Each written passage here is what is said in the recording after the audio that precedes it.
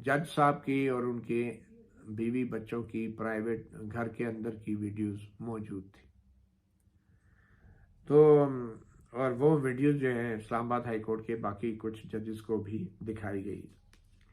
یہ بڑا ہی سنگین، ایک بڑا افسوسناک اور بڑا ہی شرمناک میں کہوں گا یہ انسٹنس ہے. اور کسی مہذب ملک میں اگر یہ واقعہ ہوتا تو تمام اداروں کے سربراہ بھی، چاہے وہ اسلام آباد ہائی کورٹ ہے، چاہے وہ جو عسکری ادارے ہیں، چاہے وہ میں کہتا ہوں وزیر اعظم پاکستان جو ہے، اتنے بڑے ان 6 ججوں کے انکشاف کے بعد اس کو گھر بھیجنا چاہیے. حالانکہ اس کے جانے نہ جانے سے کوئی اتنا فرق نہیں پڑتا، لیکن سمبولیکلی، انفیکٹ شیمبولیکلی جو ہے شہباز شریف صاحب کو استعفیٰ دے دینا چاہیے. کہاں وزیر دفاع استعفیٰ دے دیں گے تو کیا ہو جائے گا؟ کہاں وزیر داخلہ پارٹ ٹائم جو ہیں، کہاں جو ہمارے ماشاءاللہ سے جو دیگر وزیر اعظم کو لے لیں. مگر یہ ویڈیوز ایک جج کے گھر سے، اس کے بیوی بچوں کی ویڈیوز، یہ کام رہ گیا ہے ہمارے خفیہ اداروں کا. اس کی ان معاملات کی تحقیقات کب ہوں گی؟ سچ سامنے آنا چاہیے. بہرحال یہ ویڈیوز سامنے آئی اور کچھ ججوں کو دکھائی بھی گئی، اور پھر اس میں یہ بھی کہا گیا ہے کہ یہ تمام معاملہ جو ہے یہ بھی چیف جسٹس عامر فاروق اسلام آباد ہائی کورٹ ان کے نالج میں لایا گیا. اور آج تک، یعنی اس دن سے لے کے آج تک چیف جسٹس عامر فاروق کے نالج میں جو چیز لائی گئی تھی اس پہ کسی قسم کا اس بات کا ذمہ داری کا تعین ہی نہیں ہوا کہ اس گھر میں یہ اکوپمنٹ کس نے لگایا تھا اور کون اس کا ذمہ دار ہے اور کون شخص جو ہے اس جج کی اور ان کی فیملی کا جو ہے وہ ویڈیوز ریکارڈ کر رہا تھا. یہ اس بات کا بھی تعین نہیں ہوا. انتہائی شرمناک صورتحال ہے. اور شرمناک زیادہ جو کردار ہے وہ ایک لیڈر کا ہے کہ جو ججز اپنے لیڈر کو کہہ رہے ہیں جی ہمارے ساتھ یہ ہو رہا ہے، اور وہ لیڈر اتنا بے بس ہے. وہ صرف 2031 تک اپنی ریٹائرمنٹ کا انتظار کہ میں 2031 تک ہوں، اور مختلف مقدمات کی سماعت میں باقاعدہ وہ تانا مار دیں ہیں یا کوئی تاریخ مانگتا ہے، ٹائم دے دیں. انہوں نے کہا 2031 تک نہ دے دوں. کئی دفعہ میں نے سنا کمرہ عدالت میں اس طرح کے وہ کمنٹس کرتے ہیں. 2031 سامان 100 برس کا پل کی خبر نہیں. بہرحال پھر یہ کہا گیا کہ 5 ججوں نے یہ خط چیف جسٹس اسلام آباد ہائی کورٹ کو پھر 12 فروری کو لکھا، اور ایجنسیوں کے رول کے حوالے سے یہ تمام تفصیلات بھی ان کو بیان کی، کس طرح ڈسٹرکٹ جوڈیشری کے اوپر بھی اثر انداز ہوا جا رہا ہے ان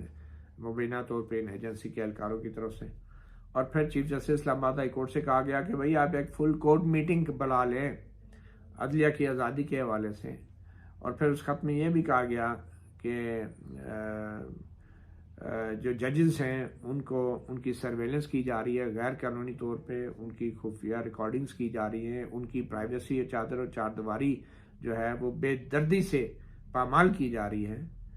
اور اس خط کے مطابق آج تک وہ اسلام آباد ہائی کورٹ میں چیف جسٹس عامر فاروق نے فل کورٹ میٹنگ نہیں بلائی، اور جو فل کورٹ میٹنگ کی ریکویسٹ کا لیٹر تھا وہ بھی اس خط کے ساتھ انہوں نے انیکس کر دیا ہے.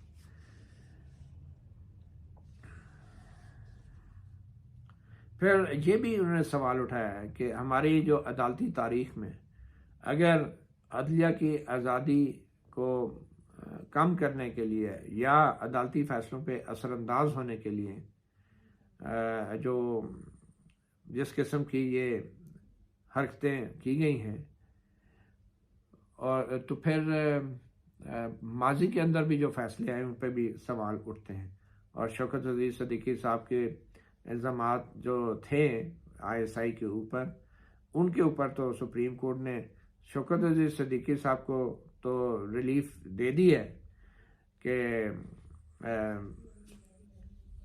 تو مگر یہ ریلیف کافی نہیں ہے.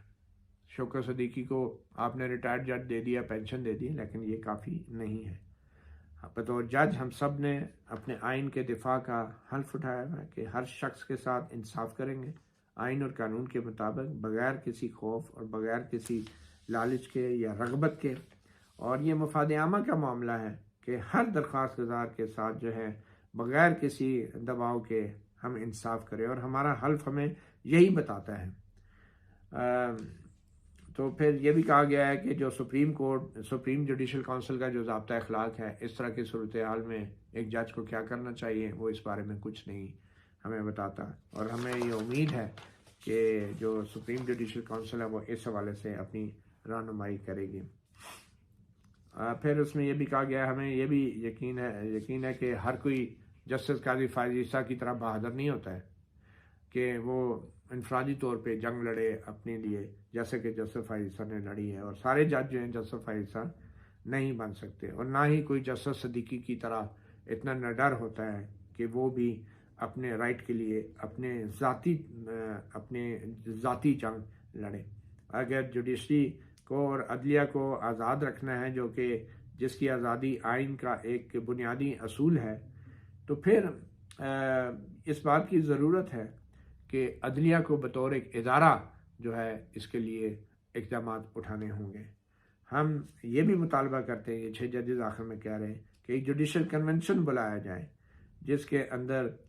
خفیہ اداروں کی جو مداخلت ہے اس کے اوپر تمام ججوں سے معلوم کیا جائے اور پوچھا جائے کہ کیا وہ بھی ایسی صورتحال سے گزر رہے ہیں یا نہیں، اور پھر اس سے مزید معلومات بھی ہمیں سامنے آ سکتی ہیں۔ اس طرح کی ادارے کے اندر جو ہے جو ایکٹیویٹیز ہیں اور جو مشاورت ہے، سپریم کورٹ کو بھی اس سے مدد ملے گی کہ کس طریقے سے سپریم کورٹ عدلیہ کی آزادی کو تحفظ دے سکتی ہے، اور پھر ایسے لوگوں کے خلاف ٹھوس کارروائی کا بھی مطالبہ کیا ہے۔ تو یہ جو لیٹرز ہیں یہ سپریم کورٹ کے تمام ججز کو ان کی کاپی بھی بھیجی گئی ہے۔ اب بات یہ ہے کہ اس میں بہت سے لوگوں کو جو ہے اب جواب دینا ہے۔ اس میں سب سے پہلے تو چیف جسٹس عامر فاروق جو اسلام آباد ہائی کورٹ کے چیف جسٹس ہیں ان کو جواب دینا ہے۔ اس کے بعد سابق chief justice of Pakistan justice Umar Tahir Bandial, وہ بے شک ریٹائر ہو گئے لیکن ان میں ذرا سی اگر کوئی اخلاقی جرت ہے تو وہ ضرور وضاحت دیں گے کہ وہ کیوں خاموش ہوئے، کیوں انہوں نے اپنا منہ بند رکھا اس حوالے۔ اور جسٹس اعجاز الاحسن وہ بے شک مستعفی ہو گئے، جان چھڑا کے بھاگ گئے، ان کو بھی کچھ وضاحت ضرور دینی چاہیے، کیونکہ یہ وہ ادارہ ہے جس کی پینشن ابھی بھی جسٹس اعجاز الاحسن جسٹس عمر طاہر بندیال کھا رہے ہیں، اور اس ادارے کے 6 ججز کا خط ہے، اس کے اوپر منہ بند کر کے بیٹھ جانا، اس کا مطلب ہے جو پینشن آپ لوگ اس کے بعد اس ادارے کی کھائیں گے اور اس عدلیہ کی آزادی کے لیے آپ کے منہ سے ایک لفظ نہیں نکلے گا، آپ پہ جو الزامات لگیں اس کی ایک لفظ کی وضاحت آپ جاری نہیں کریں گے، تو پھر کس منہ سے آپ اس ادارے سے پینشن و مراد لے کے کھائیں گے؟ اور وضاحت تو پھر obviously اب سپریم کورٹ آف پاکستان کو دینی ہے، چیف جسٹس آف پاکستان قاضی فائز عیسیٰ کو دینی ہے جو اس ادارے کے سربراہ ہیں۔ جو جنگ چیف جسٹس قاضی فائز عیسیٰ نے عدلیہ کی آزادی کے لیے لڑی تھی، ان 6 ججز نے درست طور پہ کہا ہے کہ ہر کوئی چیف جسٹس قاضی فائز عیسیٰ نہیں ہوتا۔ اب ان کو خود بھی کچھ وضاحت دینی ہے کہ جب ان کو پتہ چلا یہ باتیں کہ انہوں نے آج تک کیا کیا بطور چیف جسٹس، اور پھر اگر آج تک کچھ نہیں کیا تو اب اس خط کے منظر پہ آنے کے بعد کچھ نہ کچھ تو کرنا پڑے گا۔ اور میرے خیال میں باقی تمام کیسز کا فیصلہ یا کیسز کی کارروائی ہے اس وقت تک سپریم کورٹ کو روک دینی چاہیے جب تک اس خط کے اوپر سو موٹو نوٹس لے کے اس خط کے بنیاد پہ باقاعدہ سماعت مقرر ہونی چاہیے، اور اس خط کو کنورٹ کرنا چاہیے پبلک انٹرسٹ لیٹیگیشن میں، پٹیشن میں، اور سپریم کورٹ کے 3 ججوں کی جو معزز کمیٹی ہے، معزز ججوں کی جو 184(3) کی کیس دیکھتی ہے، اس کو فل کورٹ کو بٹھا کے ان 6 ججوں کے اتنے بڑے انکشافات کا جائزہ لینا چاہیے، فل کورٹ کو بٹھا کے، اس سے کم پہ بھی بات نہیں، اور ایک ایک لمحے کی تاخیر، ایک ایک دن کی تاخیر کسی اور پہ نہیں، سپریم کورٹ آف پاکستان اور چیف جسٹس قاضی فائز عیسیٰ کے اوپر آئے روز نئے نئے سوالات اٹھائے گی۔ مطیع اللہ جان MG TV سے اتنے، اجازت دیجیے، اللہ حافظ۔